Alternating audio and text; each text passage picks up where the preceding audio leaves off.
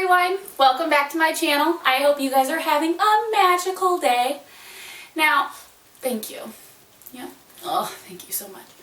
Now, I have a question. Winnie, what is the worst thing after you come home from a Disney World vacation?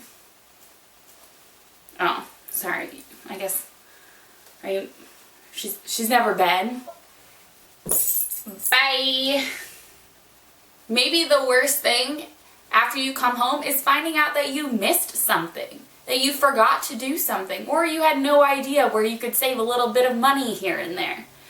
Well, I am going to tell you some of my favorite tips and tricks to get the most out of your Walt Disney World vacation. And now, granted, there are a lot of them, and I probably didn't even catch them all, but I figure this is a pretty decent list to start off with. So, here we go.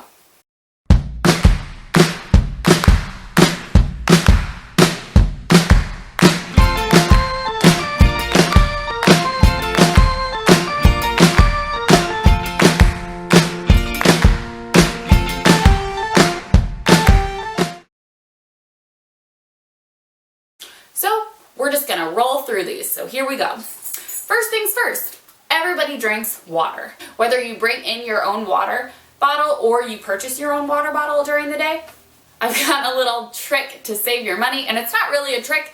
Just ask for a cup of water when you order your food from quick service restaurants or anything. If you go get a Mickey pretzel, if you go get a Dole Whip, ask for a cup of water and they will give you a free cup of ice water. Sometimes it's really small, sometimes it's normal size, but either way, it's free. The only downside is it is Florida tap water. Not the tastiest, but if you can bypass that, it's still water. Still good to go. And it's free. Another tip, the refillable mugs at the resorts. If you're staying on property, you can go to the food court and order one of these refillable mugs. And no, they don't have handles anymore, but it's easier to fit in your stroller. There you go. And I think it's like $15, $16, $17 or whatever, but you can refill it as many times as possible during the entire length of your stay at the resort. So if you're staying for 6, 7, 8 nights, it's a pretty good deal. You can only use it at Disney resorts, not the parks, but any of the hotels that are on property. You can use them at their food court. You can fill it up with soda, coffee, tea, whatever, but it'll be free the entire length of your stay. You just pay that money right up front. If you have a Disney Visa, definitely bring it with you to the parks. You get 10% off any purchases over $50 in any of the stores. They also have special meet and greets for Disney Visa holders. One is at Epcot, where it's usually Mickey and Goofy, Mickey and Minnie, either way. Then there's a special meet and greet for Disney Visa holders at Hollywood Studios, where you meet a Star Wars character. Disney Visa holders also get to take advantage of the Visa Lounge. For example, at Food and Wine Festival, there's a little Disney Visa holders, I don't know, Disney Chase Visa holders at the American Pavilion, and it is swanky. It is so swanky. You go in and kids are playing Disney Infinity. You can get cheaper champagne and drinks. They have a free Coke dispenser, and it's air conditioned, so what's better than that? People forget about different types of transportation in the parks. They think the shuttle system most of the time. A lot of things they don't realize are the monorail.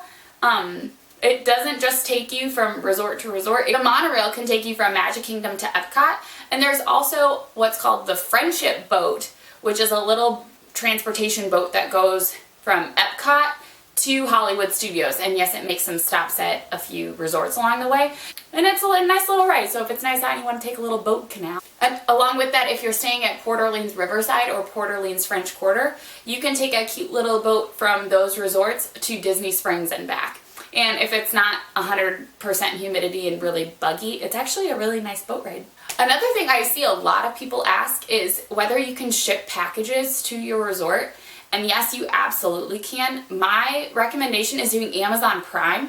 I'm pretty sure Florida has same-day shipping, so if you did forget something, or if you weren't able to carry something on the plane, or if you forgot it at home, do Amazon Prime and ship it to your resort that you're staying at, and you will get that package. If you are celebrating something at Walt Disney World, a birthday, an anniversary, a recent engagement. Make sure that people know. When you first check in, tell the front desk that you're celebrating. First of all, they'll give you a celebration button, but also people might go out of their way and do something special for you. Especially let people know if you're dining that it's either somebody's birthday or you're celebrating like a honeymoon or something. A lot of the times you could get a little treat. I know I've gotten free desserts before. I've gotten cards from characters. Like if I ate at Be Our Guest, they would give me a signed birthday card from Belle and the Beast. And if I was at Crystal Palace, you get one from Pooh in the Gang. If you are looking for a really obscure character but know they don't have a character spot, always keep your eyes peeled, because characters do a lot of character training where they go out in special places in the parks and interact with guests as part of their training to become a character. One of the spots that I always see them is at International Gateway in Epcot. And if you guys don't know where I'm talking about, if you're walking from the UK to France, right before you go over the bridge to France, if you go straight ahead where the friendship boat canals are, sometimes you may see characters out and about doing meet and greets. For example, I've seen Flynn Rider there a handful of times, and you can't meet Flynn unless it's on a special occasion like Valentine's Day or something like that. So keep an eye peeled. There may be somebody there that you won't be able to meet anywhere else besides like a character dining experience like Ariel in her seafoam gown. So definitely keep your eyes peeled for characters doing training out and about in the parks. If you get back from Magic Kingdom really late, it's like 11:30 midnight, and you realize that the quick service cafeteria closes at the time you get back, don't worry. A lot of resorts do pizza delivery until 1 a.m. and I must say that the pizza is actually super delicious. Sometimes people don't know that you can use your old Magic bands. So don't throw them away. Keep them, because if they're still active on your My Disney Experience account, you can bring them and they will still have all of your information, all of your fast passes, your hotel keys, all still recorded on them, which is why I have not thrown any of them away yet. And I still have more. They just don't fit on this. I always bring a few so I can mix and match with my outfits during the day. Be careful though not to lose them, because they, like I said, they still have all of your information on them. They have your credit card, they have everything on there. So just be really careful if you do bring extra Magic bands. I do in fact bring a portable charger to the parks, but if I forget the portable charger or something, if you have your phone cord with your phone, you can drop it off at guest relations and they will charge it for you.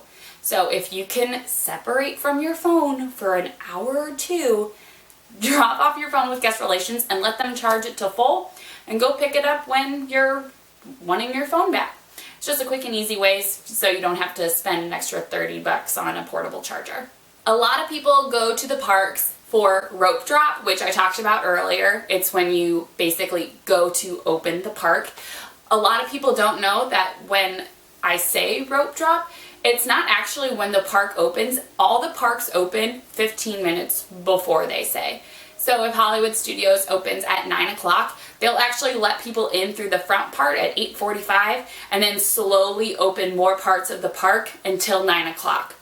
So I think last time I rope dropped Hollywood Studios, I was rope dropping Rock and Roller Coaster, and at 9 o'clock I was in line for Rock and Roller Coaster, and that's when they opened the attraction. So definitely get there just a little bit before park open if you're wanting to rope drop any special attractions. Along with that, Magic Kingdom has their welcome show 20 minutes before every park open day. So if Magic Kingdom opens at 8 a.m., at 7:40 they will have their welcome show and let guests into the park right after the 5-minute welcome show. If you are traveling with a small child who is not tall enough for certain attractions, but you and your significant other or you and your friends still want to ride the ride, you can do what's called rider swap. And definitely look more into this online if you have any more questions about it.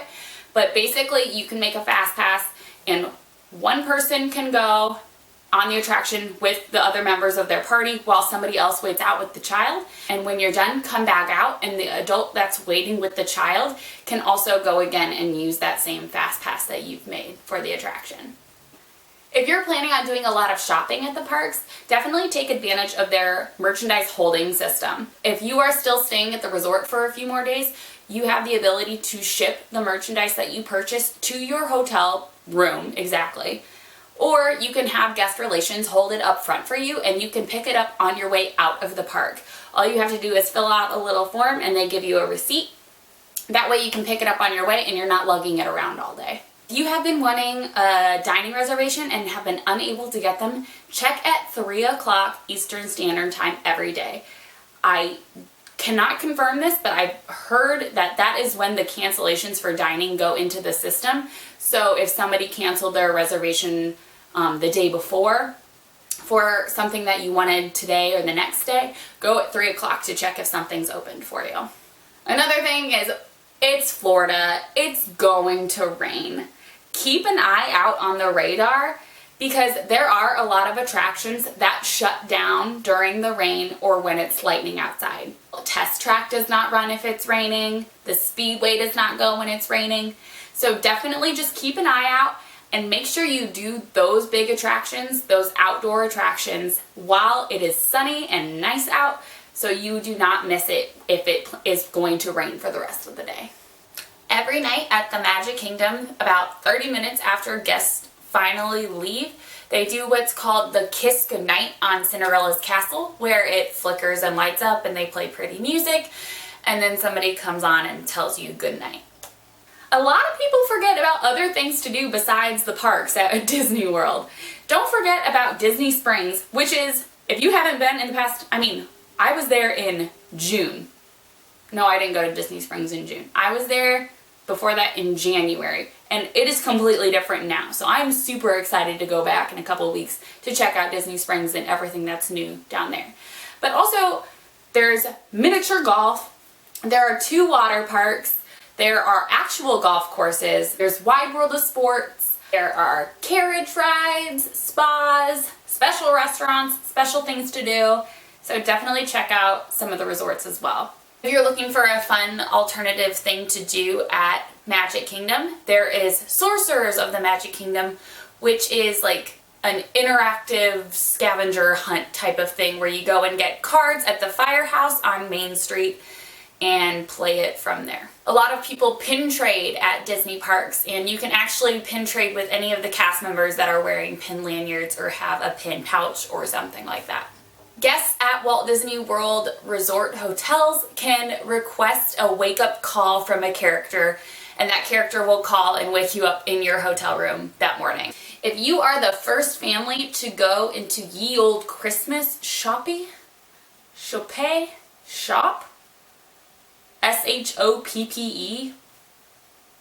if you are the first family to go into the Christmas merchandise store in Liberty Square at Magic Kingdom, you get to decorate their Christmas tree. And after you decorate the tree, they give you little miniature Mickey ornaments as a momentum with the year on it, and they're super adorable. If you have gluten allergies or if you are vegan, definitely ask your chef if they can make special meals for you. Especially if you're vegan, they can make the Mickey waffles vegan, they can make the beignets at Port Orleans French Quarter vegan, and they're actually better. If you are vegan but you don't know any of the vegan options at Disney World, follow at Vegan Disney World on Instagram, and they're always popping by different places that have vegan options for you. If you go to Town Square at Magic Kingdom and you meet Magician Mickey, he talks.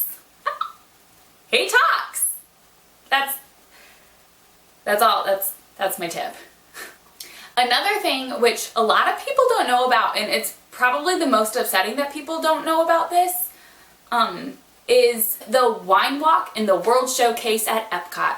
You get a passport where you stop at 3 different countries, France, Italy, and Germany, and you get 2 ounce pours? 1 ounce pours. I don't know. You get 2 little glasses of wine at each country. and you get stamped each country you go to, but it's like 6 little baby glasses of wine for $20. Oh, it's such a good deal, and the wine is so good. Oh, I do it every time. Every time. There is a mailbox on Main Street, USA, and you can actually mail postcards from the mailbox. It doesn't say it's being mailed from Main Street, USA. I think it's actually shipped from somewhere in Orlando. But either way, it will get shipped. There is a barber shop on Main Street, USA, and you can get your hair cut there.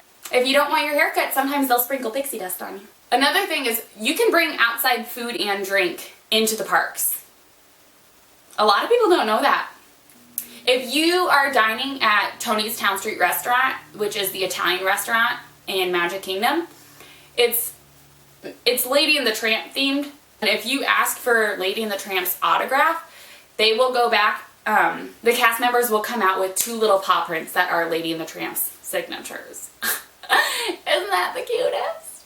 Last, but certainly not least, be nice to cast members, because you know what? They're gonna be nice to you. Nice may mean just a really nice person talking to you. Nice may mean a free fast pass.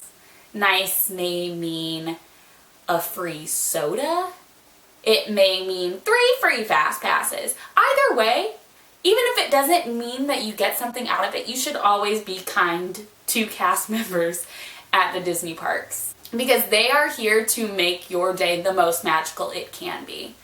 So even if you don't get anything out of it, go out of your way to be nice to the people who are trying to make dreams come true.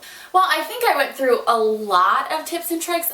I probably missed some. If you have any tips and tricks that I missed, comment down below. I know I missed some. It's really hard. So let me know if I missed any. I hope these help you and your family on your future vacations. I know I said I was going to do a video every other week, but 2 weeks from now, I'm so sorry, I'm gonna be in Disney World. So I'm just doing research for you all. That's why I go down, honestly. No, I'm kidding. But I will come back with another video in 3 weeks. So thank you guys all for watching, and I will see you all soon. Have a magical day. Bye-bye.